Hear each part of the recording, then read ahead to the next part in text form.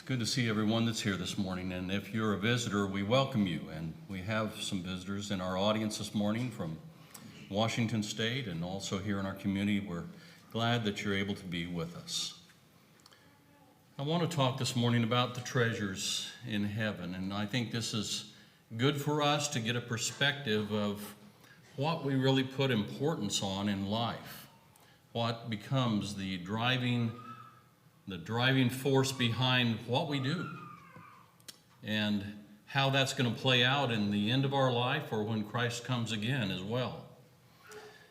Here in Matthew, the 6th chapter, Jesus is, of course, teaching in the Sermon on the Mount, and he's kind of battling some of the things that the Pharisees had been putting up for as a religion. And we're going to notice some of that as well. But we go to our text this morning in Matthew, the 6th chapter, and we're only going to read verses 19 through 21, because that's really the focus of our lesson this morning.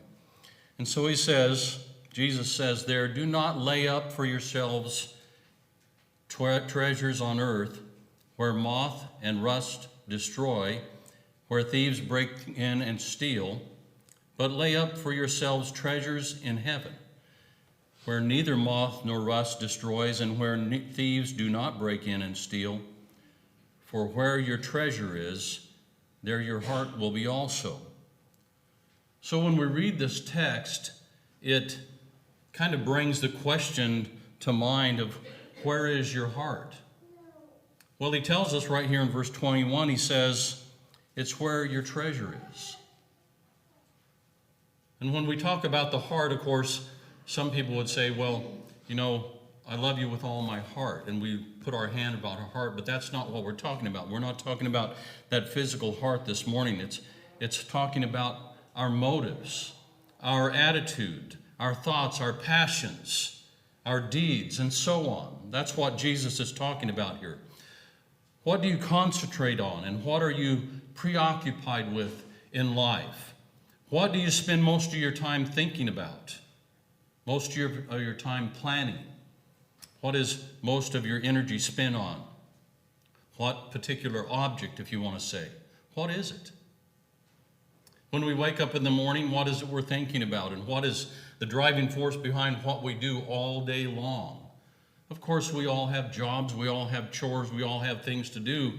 But beyond those things which we do just every single day, what do we think about? What is the passion? What are we striving for? What is controlling our thoughts and our passions in life? If you think about it long enough, most people answer is that it's on a house, a car, a better job, new clothes, new shoes, staying up with the latest trends and fashions. Most of our time planning for something that we're going to do or a vacation we're going to take. We're worried about sometimes our savings and our investments and our bank account and all these kinds of things. Those are the things sometimes that motivate us and drive us in life to keep us going on. And so we a lot of times get involved in just focusing on material things, the things of this life. We live in a society that's obsessed with obtaining and gathering things. That's just part of the society that we live in. Things are what's important. If you don't think so, people will tell you things are important. The news and the media and the advertisements on TV tell you that you need to buy this and you need to buy this and you need to buy this, because if you don't have these things, you really aren't in style, or you really aren't keeping up with everything that you need to be keeping up with. And if you don't have those things, you're looked at sometimes as a failure. He doesn't have a nice, shiny car, so he must not be very good at what he does. So we live in the society of being obsessed with obtaining material goods and things in our life. And not all societies are like that, though. And if you think it is like that, you certainly haven't kind of stepped out of your little boxed your comfort zone and gone into different parts of this world and most of the world, the third world countries, and seen how other people live, we are rich. We are rich compared to what other people in this world have. But we live in a society that craves after things. Listen to this little illustration I ran across. Mr. and Mrs. Thing, by we don't know who, it says anonymous. Mr. and Mrs. Thing are a very pleasant and successful couple. At least that is the verdict of most people who tend to measure success with a thingometer. When the thingometer is put to work in the life of Mr. and Mrs. Thing, the result is startling. There he is sitting down on a luxurious and very expensive thing, almost hidden by a large number of other things. Things to sit on, things to sit at, things to cook on, things to eat from, all shining and new. Things, things, things. Things to clean with and things to wash with, things to wash with and things to clean and things to wash. And things to amuse and things to give pleasure and things to watch and things to play. Things for the long, hot summer and things for the cold, short winter. Things for the big thing in which they live, and the things for the garden, and things for the lounge, and things for the kitchen, and things for the bedroom. And things on 4 wheels, and things on 2 wheels, and things to put on top of the 4 wheels, and things to put behind the 4 wheels, and things to add to the interior of the things on 4 wheels. Things, things, things. And there in the middle of Mr. and Mrs. Thing, Things smiling and pleased pink with things, thinking of more things to add to their things, secure in their castle of things. Well, Mr. and Mrs. Thing, I have some bad news for you. Well, you say you cannot hear me because there are things in the way. Well, I just want you to know that your things cannot last. They're going to pass. There's going to be an end to them. Oh, you may be an error in judgment, maybe a temporary loss of concentration, or maybe you'll just pass them off to the second-hand thing dealer, or maybe they'll wind up a mass of mangled metal being towed off to the thing yard. And what about all the things in your house? Well, it's time for bed. Put out the cat. Make sure you lock the door to make sure some thing taker doesn't come and take your things. And that is the way life goes, doesn't it? And someday when you die, they only put one thing in the box: you. So you see how sometimes life is looked at by others, that life is nothing but motivation to take and get and obtain these things. We basically live in a society where we're driven to acquire these things. Well, during the days of Jesus, they also had the same problem. They were also totally consumed with things, especially the Pharisees. Among all the other problems the Pharisees had, this was also one of their problems. They were thing-oriented. They were greedy, they were materialistic, they were covetous, and they wanted more and more things. And so, as we come to this part of the Sermon on the Mount, in Matthew 6 and verses 19 to 21, Jesus was directing some of his teaching toward the Pharisees about this materialistic attitude and this wrong attitude. The Pharisees had come up with a whole system of religion that was man-made, and it wasn't of God. It was something that they came up with, and about this materialistic way of life. And so the key to this whole sermon, really, if we go back to the 5th chapter and verse 20, where Jesus says, "For I say to you that unless your righteousness exceeds the righteousness of the scribes and Pharisees, you will by no means enter the kingdom of heaven." In other words, to be in my kingdom, you're going to have to live up to my standards, my teaching, and he uses the Pharisees as an example of how not to be. And the Pharisees were only concerned with the external, the physical, and the materialistic passion that they had. They were concerned about what they looked like, how they appeared, and all of these material things that were around them. Then in chapter 6, Jesus talks about the Pharisees. He says they fast, they pray, they give, but it's all hypocritical. They did these things to be noticed and to be seen by men, not to glorify God. So Jesus tells them that they must fast and give and pray, but with the right motives and with the right heart. So there was this contrast between the Pharisees, between what the Pharisees were teaching and practicing and what Jesus was teaching here in the Sermon on the Mount. And Jesus is saying God's standard exceeds their standard, and it's God's standard that's required to be in his kingdom. Now in chapter 6 and verses 19 through 21, he says, you must also have the right view toward wealth or luxury. And then from verses 25 through 34, you must have the right understanding of what the difference is between a necessity and a luxury. In other words, what we need as opposed to what we want. So he's talking about first luxuries and then necessity. So first, necessity. We all have the need to eat. We all have the need to sleep. We have the need to stay in a comfortable place and be able to sleep. And some clothes to wear. That's the necessities of life. We understand that. God understands that as well. And the Pharisees had missed it, though. They had the wrong perspective of wealth, and they had the wrong perspective of necessities. In verse 19, they're doing exactly what Jesus says not to do. They're laying up for themselves treasures here on the earth. They were consumed with greed and covetousness, and not the way that Jesus wanted it. But we live in a society where all of us have to deal with this because we are wealthy. And we have to compare ourselves with the Word of God as well.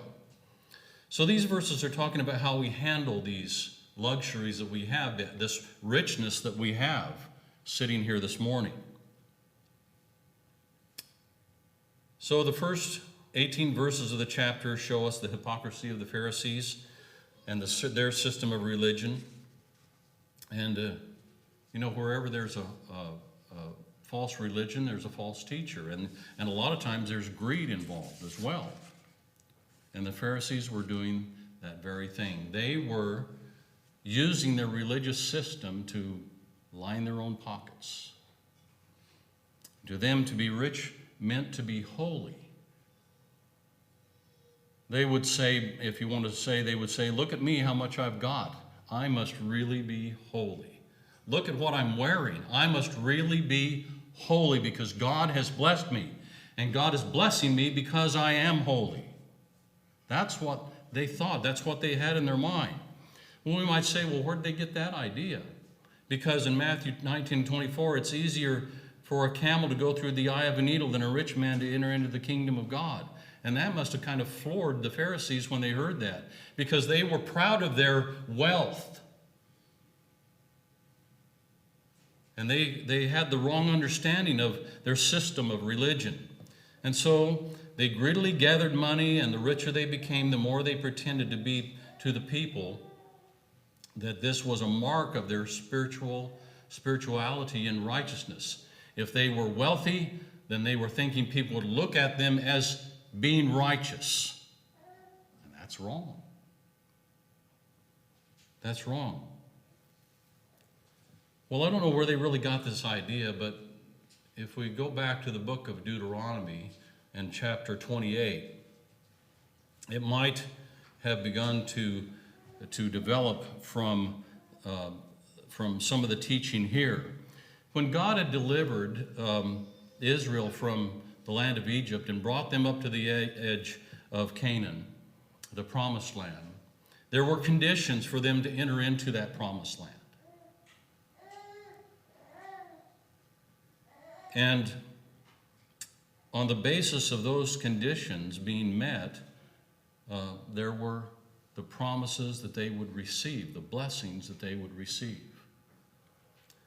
But look at Deuteronomy, and also notice this, that all of the blessings were material things. God would bless them with big crops and all these things if you read the first part of Deuteronomy 28. But look at the 15th verse here. You have the opposite of being blessed. But it shall come to pass, if you do not obey the voice of the Lord your God, to observe carefully all his commandments and his statutes which I command you today, that all these curses will come upon you and overtake you. Cursed shall you be in the city, and cursed shall you be in the country. Cursed shall be your basket and your kneading bowl. Cursed shall be the fruit of your body, and the produce of your land, the increase of your cattle, and the offspring of the flocks. Cursed shall you be when you come in, and cursed shall you be when you go out. In other words, God tells them, material blessings I'll give you as a sign of your obedience. You'll be blessed. And so this may have been where they got this whole idea in the first place. I don't know, we don't know. But the old law was simply a law of obeying and receiving the blessing, doing things ritualistic, and it didn't necessarily have to be from the heart. But out of this accumulation of wealth, it became their goal, and so that they could say and stand there and say, and look at me, all that I've got. I've been blessed by God because I'm righteous. I'm rich. Look how holy I am. But the Bible warns against this kind of an attitude. Many, many places. Warns against greed and covetousness and being rich. In spite of all those warnings, Luke 16 verse 14 says, the Pharisees were lovers of money. They were covetous. They wanted money. They wanted material wealth and possessions. They wanted to be seen by men as looking wealthy by the way they dressed. They wanted to impress by the things they had and the dress and clothing that they had. They were materialistic, and the religion was a false religion. And so we can see from the greed of the Pharisees why Jesus says what he does here, and what he is saying here is that we must have the proper perspective of money and wealth and possessions. Make sure we don't put things in the wrong place and with the wrong importance above heavenly wealth. And as long as people want more and more and more things, they'll think of more ways to make it and more people to sell it to, and those who buy it will do what they've got to do to buy it. And it becomes this vicious circle of obtaining things. And then when you go and buy things and you spend all your money, you've got to go out and work hard so that you can buy more things and spend more money. And we get into this vicious cycle of then maybe spending more than we make. And so we go pull out the credit card and we start spending money with our credit cards, and we start buying things, and we become obsessed with purchasing things even though we can't even afford it. The problem is with the heart of man. So we must divert our hearts away from this materialistic thought process, this covetousness, and look at the things that Jesus is saying here. And what he's saying is that he wants to divert us away from covetousness. We must handle all of our possessions and our wealth and our luxuries in life, and we must do it wisely, with control of our passions and making sure that we're doing it for the right reasons. Notice 1 Corinthians 10 and verse 31. Therefore, whether you eat or drink or whatever you do, do it to the glory of God. So when we go out and we buy all these things that we don't need? Is it for the glory of God? But we do so much to indulge the self. Now let's look at our text in verses 19 through 21. Jesus talks about two different treasuries. Notice he says, do not lay up for yourselves treasures on earth. Verse 20 says, but lay up for yourselves treasures in heaven. So there's two different treasuries here that he's talking about. One's on earth and the other's in heaven. He says, put your treasures in one, not the other. And he says, put them in heaven. You have a treasury on earth and you have a treasury in heaven. And certainly we understand the difference between earthly things versus heavenly things. And Jesus said, put it in heaven. Don't invest it here. Invest it there. He says, for where your treasure is, that is where your, what does it say? Your heart will be also. So again, we ask ourselves, where's our treasure? Well, it's wherever your heart is. That's where the treasure is. So where is your heart? That's the question. This is talking about how we handle our money here on earth in verse 19. The Apostle Paul told Timothy in Timothy 6 and verse 10, the love of money is the root of all evil. It isn't that money is the root of all evil, it's the love of money that's the root of all evil. What drives us, what controls where our passions are, where our motives are, is it all based on money or the gaining of money or the gaining of things? Is that what drives us in life? It's the love of money that corrupts and brings about sin. Solomon was the one who kept gaining fortunes and wealth until he was the wealthiest man in the world. And when it was all said and done, he said in Ecclesiastes, vanity, vanity, all is vanity. In other words, there's emptiness, uselessness, meaningless. All these things really have no value. They really don't have any wealth.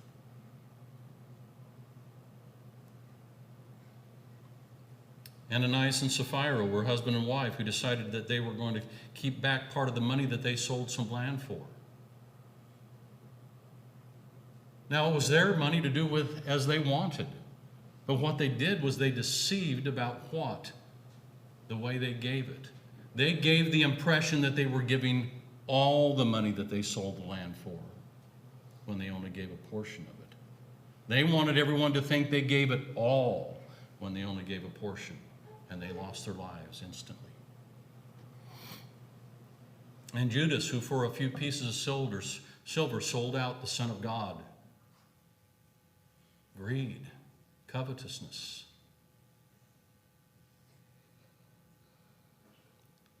And then there was Demas. Paul said, he has forsaken me, having loved this present world. And we could go on through the Bible and find many other examples of people who, because of love of money and the love of the world and things that are in the world, had troubles because of the greed and the love of money. So we need to understand what Jesus is trying to say here. Let's go back to verse 19 now. He says, do not lay up for yourselves treasures on earth. What does that mean? The idea of the word treasure is, as Thayer says, the things laid up in a treasury, collected treasure. In other words, he says, don't stockpile material things, is basically what he's saying here. We understand and we know that we have necessities.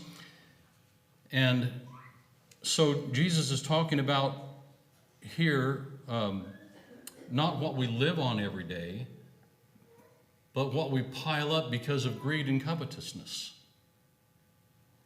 It's not about our necessities. It's not about what we use to meet the needs of our daily life and for our family and for the poor and for the Lord's work, or setting aside money for the future, or making a wise investment so that we can be better stewards of God's money later on in life. That's not what he's talking about here. He's talking about what you hoard and what you pile up. I think we need to sometimes come to a better understanding about the blessings that God has given us. The blessings that we have in this life are still God's. They're not ours. These are blessings that he's allowed us to use while we're here on this earth for this short time. Sometimes I think we come to the conclusion that what we have is ours. Our possessions are ours, not God's. You know, my car and the title to my car or the registration on my car has my name on it, so it's mine. My house has my name on it, so it's mine. I bought it with my money, so I own it. It's mine. And so we get the idea that everything we possess and everything that we are blessed with is ours. It all comes down to where our heart is and about what is more important to us.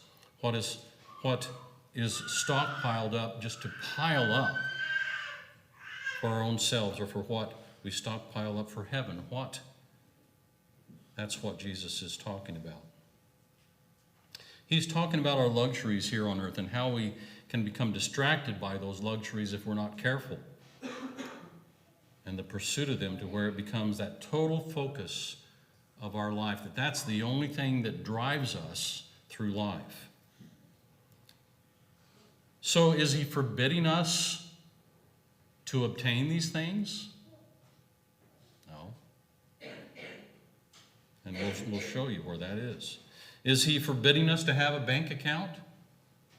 Is he forbidding us to have a savings account, to have a life insurance policy, to maybe have some wise investments? Is he forbidding that when he says, don't put your treasures here on earth? Is that what he's saying? Some people might say, well, you shouldn't possess anything. You should just sell everything you have and live the best you can. Someone might say, well, Jesus said to the rich young ruler, sell all you have and give to the poor. What about that? The Lord is not condemning possessions here. The reason he told the rich young ruler to sell all he had, because those things were distracting him from following Jesus. That was his focus, and the rich young ruler wasn't able to do that. That's what happens, though, as we get distracted by things in this life.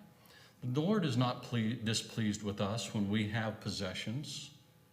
God has blessed us with these possessions, and he is displeased with us, though, than when the possessions become more important than serving him. But again, where is our heart? Where is our focus? Where is all of our time spent? Where is all of our talent spent? What is it that motivates us through life? We can find all kinds of things that become more important to us than heavenly things, such as our jobs, our education maybe, a sport, our own comfort, our own pleasure, activities, the pursuit of anything that would pull us away from God, that would distract us from heavenly things.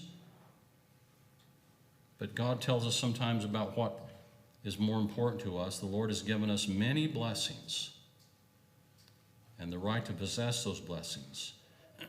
All he wants is to be sure that our attitude is right and the manner in which we possess them. Listen to what Solomon wrote regarding wealth in Ecclesiastes 5 and verses 10 through 20. He who loves silver will not be satisfied with silver, nor he who loves abundance with increase. This also is vanity. When goods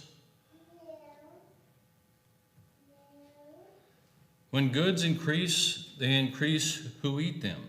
So what profit have the owners except to see them with their eyes? The sleep of a laboring man is sweet, whether he eats little or much, but the abundance of a rich man will not permit him to sleep. There is a severe evil which I have seen under the sun, riches kept from their owners to his hurt. But those riches perish through misfortune. When he begets a son, there is nothing in his hand. As he came from his mother's womb, naked shall he return to go as he came, and he shall take nothing from his labor which he may carry away in his hand. And this also is a severe evil. Just exactly as he came, so shall he go. And what profit has he who has labored for the wind? And all his days, I'm a little bit ahead, I'm sorry. And all his days he also eats in darkness, and he has much sorrow and sickness and anger. Here is what I have seen. It is good and fitting for one to eat and drink and to enjoy the good of his labor, and in which he toils under the sun all the days of his life, which God gives him, for it is his heritage. As for every man whom God has given riches and wealth and given him power to eat of it, to receive his heritage and rejoice in his labor, this is the gift of God. For he will not dwell unduly on the days of his life, because God keeps him busy with the joy of his heart. God has blessed us. What do we do with the blessings?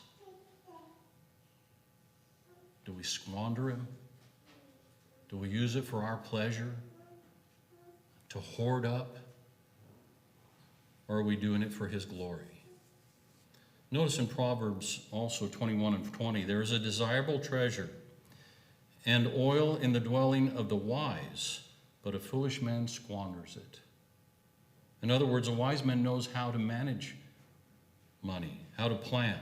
Proverbs 24 and 3, through wisdom a house is built, and by understanding it is established.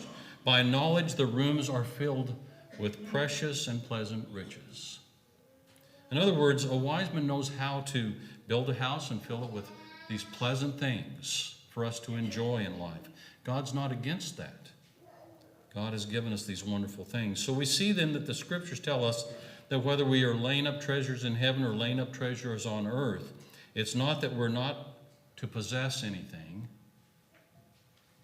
that we're not to enjoy anything, that we're not to accept these things that God has blessed us with in life.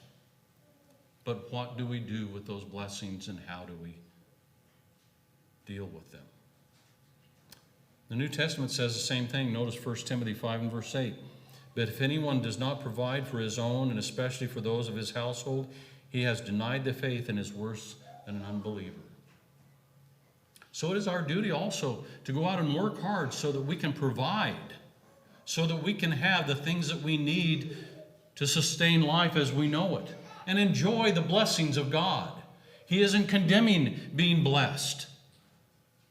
But what motivates us to achieve those riches and that wealth? What is it that motivates us in that? He's not talking about what we have. He's talking about the attitude that we have. It's right to seek needed things and to provide for our families and to plan for the future and to make wise choices through life about what we purchase and things of that nature. It's right to have enough money to contribute for the work of the church, and so that preachers can be supported and the work of the church can go on for the preaching of the gospel. It's right to do that. It's wrong to be greedy. It's wrong to be covetous. It's wrong to be materialistic. It's wrong to place more importance on gaining earthly wealth than heavenly wealth. It's wrong when that becomes the whole focus and passion of our daily life, is the striving for material wealth, the gaining of wealth, and then letting the heavenly goals go by the wayside. And we come right back again then to the same motive. If I'm gaining to stockpile up, to hoard it and keep it, to indulge my selfish passions in it, to show off to my friends about, look at me, what all I've got,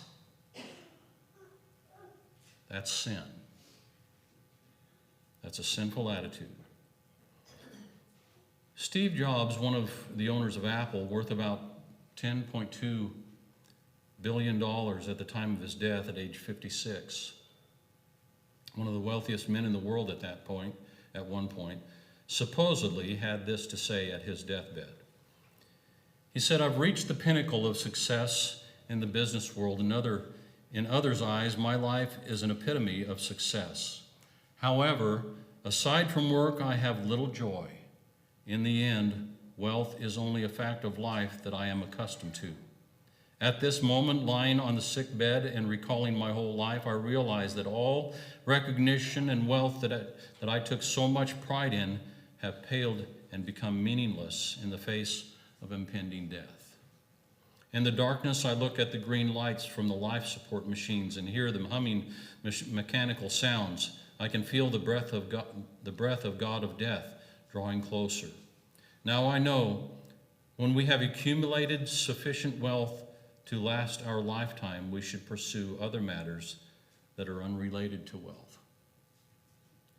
Should be something that is more important.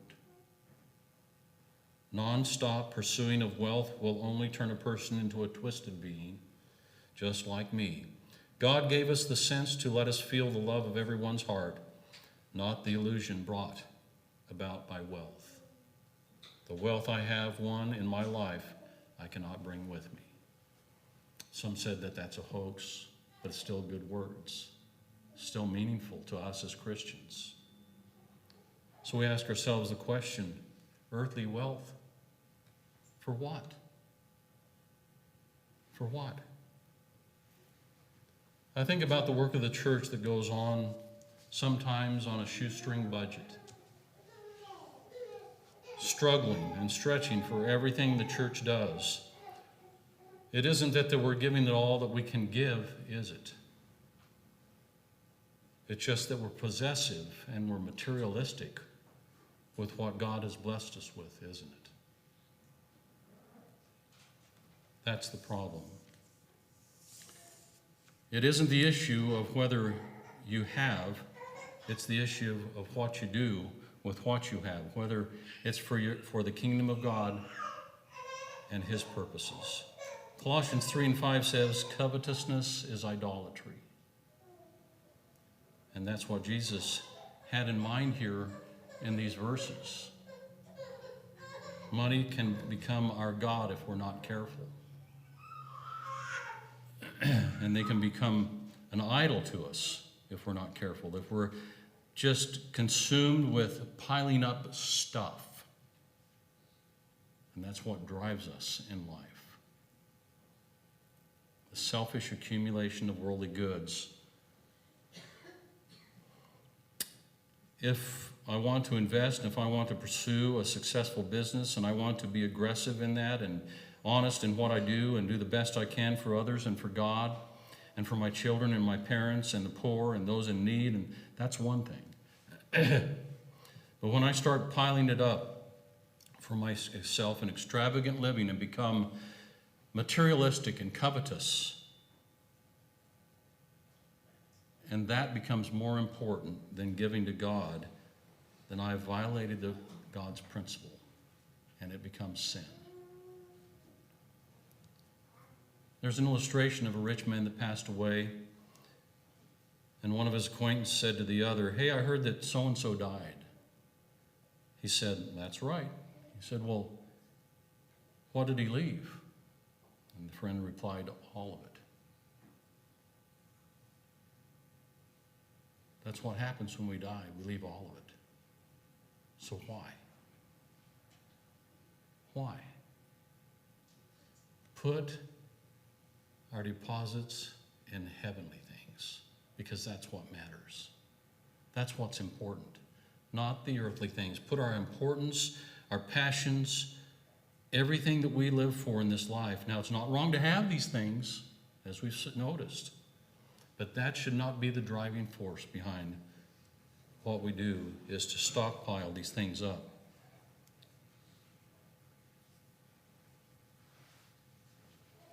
You know,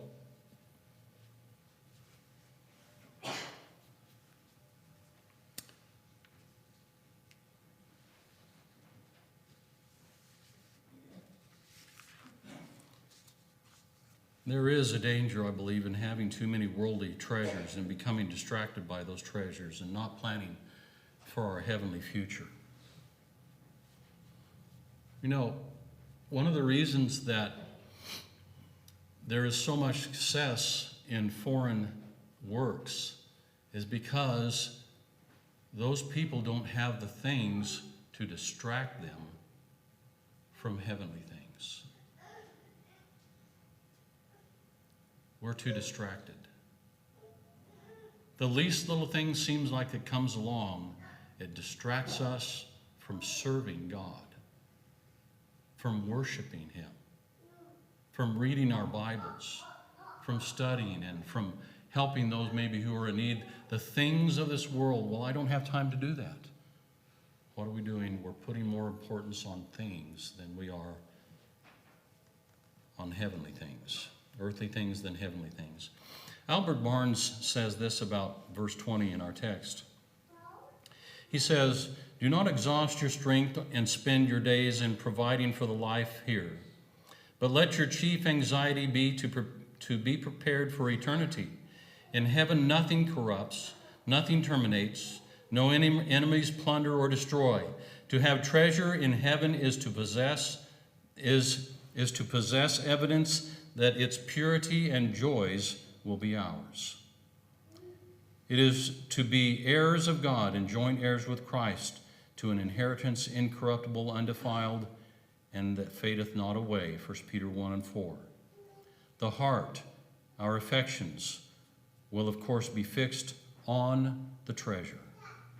To regulate the heart, it is therefore important that the treasure or object of attachment should be right. So, where is our heart today? Wherever it is, that's where your treasure is. We thank you for listening to our podcast put on by the Church of Christ at 2215 Plans Road in Bakersfield. If you would like any additional information, or you would like to receive a free Bible correspondence course by mail, please email us at info@churchofchristbakersfield.com. Our service times are Sundays at 10:30 a.m.